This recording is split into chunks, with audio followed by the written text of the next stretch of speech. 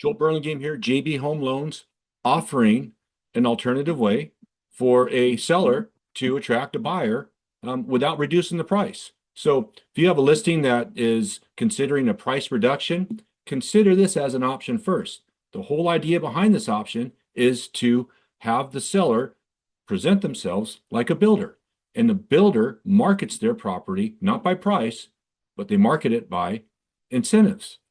Buyers specifically go to builders because they know that those higher incentives creates affordability, either less funds to close, lower monthly payment, even though that the property is going to be more expensive, the property taxes are going to be higher, they are still going to end up with the lower monthly payment because those incentives are so great, it has a very big impact. And well, your seller can act in the same fashion and attract those same types of buyers. So again, this is a way to negotiate and attract buyers before any type of price reduction. And that's what we're going to compare.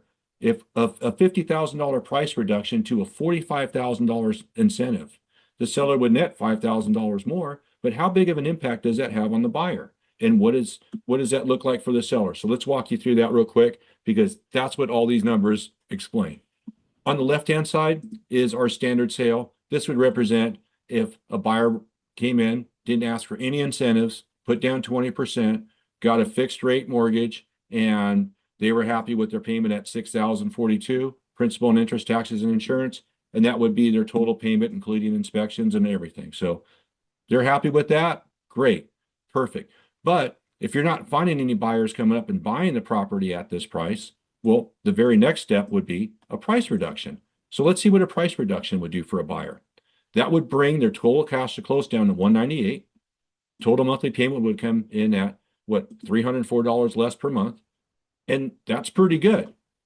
The difference in the net for the seller obviously is $50,000 less. So then going from $949 down to $899, that's what the seller's looking at.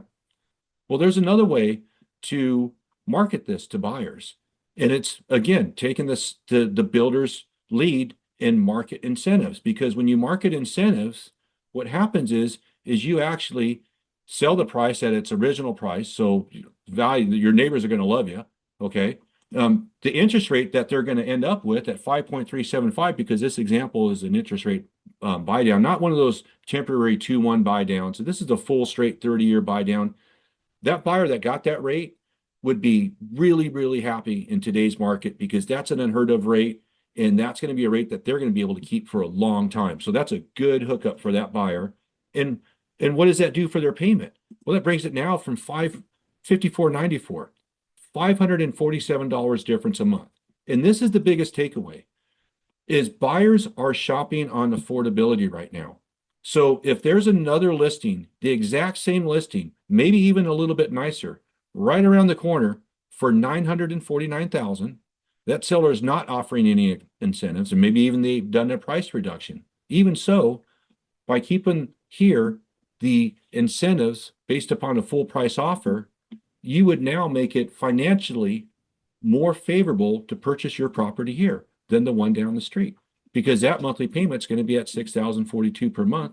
Your payment is going to be at $547 less per month. And that's what buyers are making decisions on. And this is a way for the seller to engage and attract buyers without publicly doing price adjustments.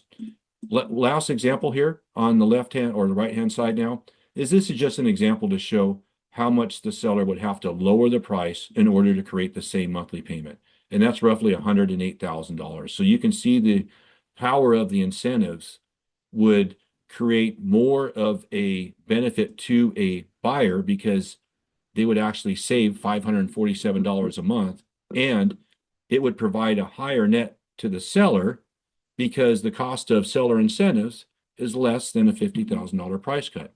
This is a way to negotiate with buyers in between price cuts.